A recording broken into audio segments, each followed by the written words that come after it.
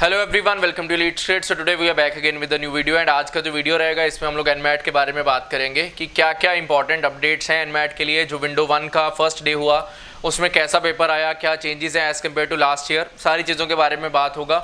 मैंने एक comparison draw करा है लास्ट ईयर का पेपर का और इस ईयर के पेपर का, क्या क्या चेंजेस आए हैं, कितने क्वेश्चन का चेंज हुआ है, किस पर्टिकुलर सेक्शन से क्वेश्चन किस पर्टिकुलर टॉपिक के ऊपर मूव किए हैं, वो सारी चीज़ों के बारे में बात करेंगे। सो दैट जो टॉपिक्स आप कंफर्टेबल हो ऑलरेडी, आपको पता हो गया उस टॉपिक्स के क्वेश्चन कितने आ रहे हैं एंड अकॉर्डिंगली आप अपना जो प्रिपरेशन है उसका वे जो है वो थोड़ा बहुत अगर मोल्ड करना चाहते हो तो कर पाओगे। और जो टॉपिक्स ज़्यादा आ रहे हैं उनके ऊपर हमें ज़्यादा फोकस करना पड़ेगा in the upcoming days, so that जो विंडो में मेरा पेपर है अगर आने वाले 2-4 दिन में है या आने वाले वीक्स में है उसी अकॉर्डिंग अपने मॉक्स दो एंड उसी अकॉर्डिंग जो है वो अपना प्रिपरेशन कर पाओ। एक जो मेजर अपडेट है उन स्टूडेंट्स के लिए जो ऑलरेडी जिन्होंने हमारे एनमैट के मॉक्स बाय किए हुए हैं, आपको वरी करने का ज़रूरत नहीं है। क्यों नहीं है? क्योंकि हमने 9, 10, 11, 12, 13, 14, 15 ये वाले 7 मॉक्स जो हैं होल्ड पे डाल दिए हैं। होल्ड पे एज इन डालने का मतलब ये है कि जो चेंजेस आए हैं उस अकॉर्डिंग हम उन मॉक्स को अपडेट कर रहे हैं, क्योंकि बहुत कम लोगों ने अभी 9, 10, 11, 12 मॉक्स को अटेम्प्ट किया था तो हमने उनको रिमूव कर दिया है। उनकी जगह पर हम लोग जो है वो अपडेटेड जो पैटर्न है उस पर क्वेश्चन जो है वो ऐड करेंगे। हर डे पे आपको 1 से 2 मॉक्स लाइव हो जाएंगे। एक मॉक आज रात तक लाइव हो जाएगा उसमें जो एग्जैक्ट सेम विंडो के ऊपर बेस्ड होगा और कल तक हम लोग 2 से 3 मॉक्स और अपडेट कर देंगे। मतलब सबसे पहले 9 to 15 वाले अपडेट किए जाएंगे, देन उसके बाद 1 to 8 वाले जो मॉक्स हैं उनको भी हम लोग अपडेट कर देंगे as per the new pattern. तो वरी करने का जरूरत नहीं है। इनकेस आप ऑलरेडी दे चुके हो कुछ मॉक्स, कोई बात नहीं, आपको अभी नेक्स्ट जो मॉक देना होगा that will be the 9th mock, NMAT mock 9, उसको हम लोग अपडेटेड फॉर्म में अपडेट करेंगे आपके डैशबोर्ड में, आप देख पाओगे एंड अकॉर्डिंगली आप दे पाओगे। इन केस अगर कोई बाय करना चाहता है अभी भी मॉक्स की, यार मुझे रिसेंट पैटर्न के हिसाब से मॉक देना है, मुझे बाय करना है, तो लिंक मैं डिस्क्रिप्शन में दे दूंगा, बाय कर सकते हो। प्राइस है 799 फॉर एनमैट एंड अगर आपको स्नैप का बाय करना होगा देन ऑल्सो द प्राइस है 799। जो भी आप बाय करना चाहते हो आप कर सकते हो। जो इंपॉर्टेंट चेंजेस हैं उनके बारे में बात करते हैं। देखो बहुत ज़्यादा बड़े चेंजेस नहीं है तो डरने वाली बात नहीं है कि यार एक तरफ दिन था दूसरी तरफ रात हो गया, वैसे वाले चेंजेस नहीं है। बहुत माइन्यूट चेंजेस है, एक चीज़ कम हुआ उसके बदले में कोई दूसरा चीज़ बढ़ा दिया गया है। वो क्या हुआ है उसके बारे में बात करते हैं। जो मेजर चेंज आपको मिलेगा लैंग्वेज स्किल्स के अंदर, पिछली बार हमारे पास में 3 आरसीज आ रहे थे जिनमें 12 क्वेश्चन थे, लेकिन कुछ लोगों को 2 आरसीज भी आए थे लास्ट ईयर।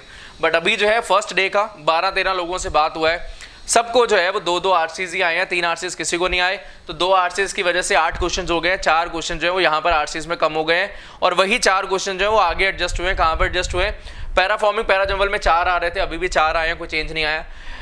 एनालॉजी की बात करें तो हमारे पास में पहले 5 आ रहे थे, अब जो है वो 6 से 8 की रेंज में आ रहे हैं। कुछ लोग बोल रहे हैं यार 7 आए, कुछ कह रहे हैं 8 आए, क्योंकि पेपर में टाइम इतना कम होता है तो एग्जैक्ट काउंट जो है वो हम लोग अगर ना भी उसके बारे में बात करें, 6 से 8 की रेंज आपके लिए इनफ है ये समझने के लिए कि पेपर का पैटर्न आपके लिए कैसा बैठ रहा है। देन ग्रामर में 15 क्वेश्चन आ रहे थे लास्ट ईयर, अभी वहाँ से जो 4 क्वेश्चन है जो एडवांटेज मिला, 4 में से 1-2 क्वेश्चन यहाँ पर एडजस्ट हो रहे हैं और बाकी के क्वेश्चन जो है यहाँ पर एडजस्ट हो रहे हैं। बाकी इसमें एरर, प्रेपोजिशन, सेंटेंस कंप्लीशन इस पे क्वेश्चन आ रहे हैं। बहुत नॉर्मल क्वेश्चन है, एकदम भी हाईफाई नहीं। अगर थोड़ा भी आपका ग्रामर जो है वो स्ट्रॉन्ग है तो आप इनको हैंडल कर पाओगे, ऐसे दिक्कत वाली कोई बात होने वाली है नहीं। तो ऐसा मत सोचो कि यार मैंने मॉक दिए थे अब तो एकदम से पैटर्न चेंज हो गया है तो क्या मैं जो है अपना विंडो जो है वो चेंज करूँ, रीशेड्यूल कर दूँ एग्जाम, उसका बिल्कुल भी ज़रूरत आपको नहीं है। आप अपना जो प्रिपरेशन कर रहे थे वही आपको करना है, बस आपको जो मॉक देना होगा अपडेटेड मॉक दोगे, आपको ऑटोमेटिकली आइडिया लग जाएगा। ठीक है, नेक्स्ट बात करते हैं रीजनिंग के ऊपर कि भैया रीजनिंग में क्या चेंज आया। लास्ट ईयर जो हमारे पास सीआर के क्वेश्चन थे वो 16 से 20 की रेंज में आ रहे थे, कुछ लोगों को 21 से 22 की रेंज में भी गए थे। इस ईयर भी वही सिनेरियो चल रहा है, कोई चेंज नहीं है। सीआर के क्वेश्चन आ रहे हैं, डुएबल क्वेश्चन आ रहे हैं, जो अजम्पशन बेस्ड क्वेश्चन है, इन्फरेंस क्या है, स्ट्रॉन्ग आर्गुमेंट क्या है, वीक आर्गुमेंट क्या है, वो वाले कोर्स ऑफ एक्शन क्या होगा, ये क्वेश्चन आ रहे हैं और 20 से 22 की रेंज में आ रहे हैं। जो रेंज लास्ट ईयर था वैसा ही रेंज है, कोई बहुत बड़ा इसमें कोई चेंज नहीं हुआ है, सेम है वो। इनपुट आउटपुट एनालिटिकल पजल्स, यहाँ पर एक चेंज हुआ है, जैसे यहाँ पर 8 से 3 की जगह पर 2 रह गए। यहाँ पर एनालिटिकल पजल जो है, जैसे हमारे पास मैट्रिक्स बेस्ड पजल आते थे, रैंकिंग बेस्ड पजल आते थे, 2-2 आ जाते थे, इस ईयर वो 1 हो गया है। इनपुट आउटपुट का 1 आ रहा था, वो स्टेबल है कि टोटल यहाँ पर 12 आ रहे थे, अब यहाँ पर 8 हो गए। अब ये वाले जो 4 क्वेश्चन है उन्होंने एडजस्ट करा दिए हैं, blood relation, logs, arrangement, ranking, मिसल वैल्यू, इनके अंदर इनमें एक क्वेश्चन 2-2 क्वेश्चन जो है वो एक्स्ट्रा आएंगे, तो ओवरऑल हमारे 36 क्वेश्चन जो है वो पूरे हो जाएंगे। ये वाले 4 क्वेश्चन जो है वो एडजस्ट होकर इन चीज़ों में एडजस्टमेंट हो जाएगा। ठीक है, कोई बहुत बड़ा चेंज नहीं। आपने जो प्रिपरेशन करा था, अगर आप ब्लड रिलेशंस पढ़ रहे थे, आप पहले भी पढ़ रहे थे, अब भी पढ़ रहे हो, एक क्वेश्चन इस पे आ गया। सलॉग्स आप पहले भी पढ़ रहे थे, अब भी पढ़ रहे, एक क्वेश्चन आ गया। अरेंजमेंट्स आपने करा, रैंकिंग्स आपने करा, मिसिंग वैल्यूज करा, तो ये आप पहले से पढ़ रहे थे, आपने प्रैक्टिस करा था, वही चीज़ें अब आने वाली हैं, तो कोई बड़ा चेंज नहीं है, कोई डरने वाली बात नहीं है। क्यूए के अंदर बात करें तो क्यूए में नंबर प्रॉपर्टीज में बेसिक्स नंबर्स अगर आपने पढ़ा हुआ है तो आपके लिए कोई बड़ी बात नहीं है। एचसीएफ, एलसीएम, डिवीजन के ऊपर, यूनिट डिजिट कंसेप्ट जो आपको क्वेश्चंस पूछे जाते हैं, फैक्टर्स के ऊपर आते हैं, लॉग्स के ऊपर आते हैं, नॉर्मल क्वेश्चंस आ रहे हैं, कोई बहुत ज़्यादा हाई फाई क्वेश्चंस नहीं आ रहे कि आप कर ना पाओ। और सबसे बड़ा एडवांटेज ये है कि क्यूए के जो क्वेश्चंस है, क्योंकि अडेप्टिव पेपर आप अगला क्वेश्चन देख नहीं सकते हो, आप स्किप कर नहीं सकते हो, तो अब लैंग्वेज जो है वो छोटे हो गए। लैंग्वेज छोटे का बेनिफिट ये है यार, ये वाले सारे जो क्वेश्चंस है ना वो इस हिसाब से कि अगर आपको आता है तो आप इमीडिएटली बना लोगे, अगर आपको नहीं आता है तो आप नहीं बना पाओगे। ऐसा नहीं है कि आपको बहुत ज़्यादा टाइम लग रहा है पर क्वेश्चन जिसकी वजह से आप एंड वाले क्वेश्चन पे ना पहुंच पाओ, वैसा वाला बिल्कुल कुछ है ही नहीं। जैसे कैट में है कि अरिथमेटिक का बहुत लंबा क्वेश्चन आ गया, 3-4 लाइंस का आ गया, तो आपको जब स्किप करके राउंड 2 के लिए रोकना पड़ता है उसको, बट यहाँ पर वैसा है नहीं, हमें अटेम्प्ट करना पड़ता है। तो हमें एडवांटेज ये है कि यार कोई लेंथी स्टेटमेंट्स वाले क्वेश्चन नहीं आ रहे, अगर आपको आता होगा तो आप इमीडिएटली सॉल्व कर लोगे, एंड अगर नहीं आता है तो ऑब्वियसली नहीं कर पाओगे, तो उसमें आपको गेस वर्क लेकर आगे बढ़ना होगा। अलजेब्रा एंड पीएनसी प्रोबेबिलिटी की बात करें, पीएनसी प्रोबेबिलिटी में एक मेजर चेंज हो गया है। पहले अर्लियर पीएनसी प्रोबेबिलिटी के हमारे पास में 3 से 4 क्वेश्चन आते दोनों को मिलाकर, अब ये जो क्वेश्चन है बढ़ा दिए। अब प्रोबेबिलिटी के जो क्वेश्चन आ रहे हैं वो 5-6 की रेंज में आ रहे हैं और 2-3 क्वेश्चन आ रहे हैं पीएनसी की रेंज में, तो लगभग 8 क्वेश्चन आ रहे हैं पीएनसी एंड प्रोबेबिलिटी में। छोटे छोटे क्वेश्चन है, नॉर्मल क्वेश्चन है, अगर थोड़ा भी आपका प्रैक्टिस है, अगर नहीं है तो मैं जरूर सजेस्ट करूंगा कि आप कर लो, क्योंकि जो क्वेश्चन आ रहे हैं वो इतने इस लेवल के हैं कि अगर आपने थोड़ा भी प्रैक्टिस करा है, थोड़ा भी आपको कंसेप्ट का क्लैरिटी है, तो आप बहुत इजीली इसको क्रैक कर पाओगे। ज़्यादा प्रॉब्लम वाला कोई पॉइंट मुझे नहीं लगता कि आपको होना चाहिए। अगर आप थोड़ा भी प्रैक्टिस इस पर कर लेते हो, मान लो 20 दिन के बाद में पेपर है, 10 दिन के बाद में पेपर है, आपको टॉपिक नजर आ रहे हैं जिनके ऊपर क्वेश्चन ज़्यादा बन रहे हैं और ये थ्रू आउट द विंडोज में ज़्यादा चेंजेस नहीं होते हैं, तो इवन इफ आपका नेक्स्ट विंडो में लाई कर रहा होगा तो भी आपके लिए ये काम जो है वो करेगा, इनको करो।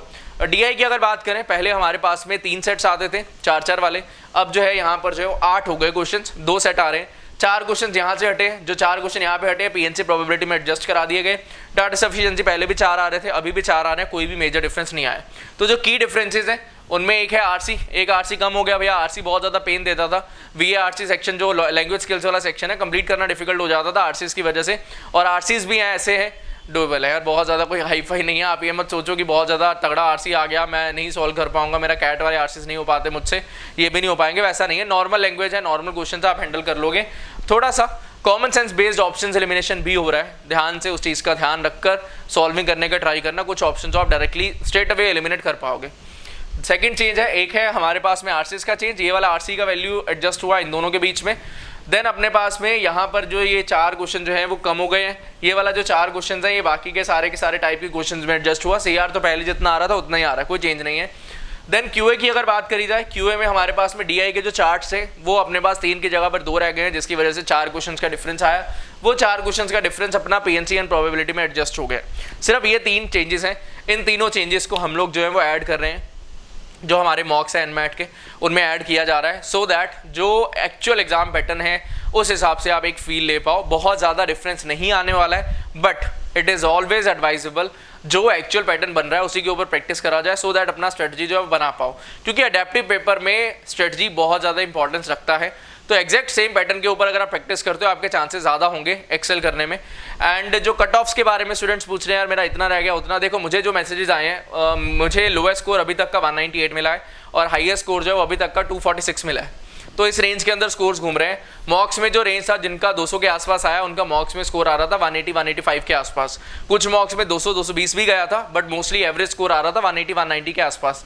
उनका 200-205 की रेंज में 210 की रेंज में गया है, और जो लोग 220-230 स्कोर कर रहे थे मॉक्स में उनका जो रेंज है वो 240-235 प्लस की रेंज में गया है। तो मार्क्स आ रहे हैं, मार्क्स लेके आना डिफिकल्ट नहीं है। कट ऑफ का मुझे जो लगता है आइडिया कि पेपर जो है वो बहुत ज़्यादा चेंज हुआ नहीं है, तो कट ऑफ 230-235 के आसपास रहना चाहिए। बाकी जब आने वाली विंडोज़ के पेपर होंगे उससे ज़्यादा आइडिया लगेगा, बट एज ऑफ नाउ जो लग रहा है 230 के आसपास तो कट ऑफ जो है वो डेफिनेटली रहेगा।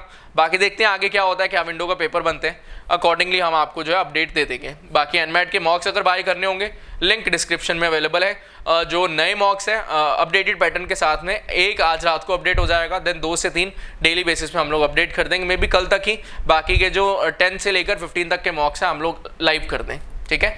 सो that will be all from my side for today. बहुत ज़्यादा वरी करने की बात नहीं है, आप जिस वे में प्रिपरेशन कर रहे थे वही आपको कंटिन्यू रखना है। मॉक्स आपको देना है वो आपके लिए बहुत ज़्यादा इंपॉर्टेंट है, बट अब से आपका ज़्यादा एम रहेगा कि यार जो एक्चुअल पैटर्न है उसी हिसाब से आप मॉक्स दो, सो दैट आपका जो स्ट्रेटजी बिल्डिंग वाला पार्ट है वो उस पर वर्कआउट हो जाए। क्योंकि प्रॉब्लम सबसे बड़ा है लैंग्वेज स्किल्स में, अगर आप 3 की जगह पर 2 की जगह पर 3 आरसीज अटेम्प्ट कर रहे हो तो ऑब्वियसली बात है आप आरसीज टाइम ज़्यादा लेते हैं, तो आपका स्ट्रेटजी बिल्डिंग उतना अच्छे से नहीं हो पाएगा लैंग्वेज स्किल्स के लिए।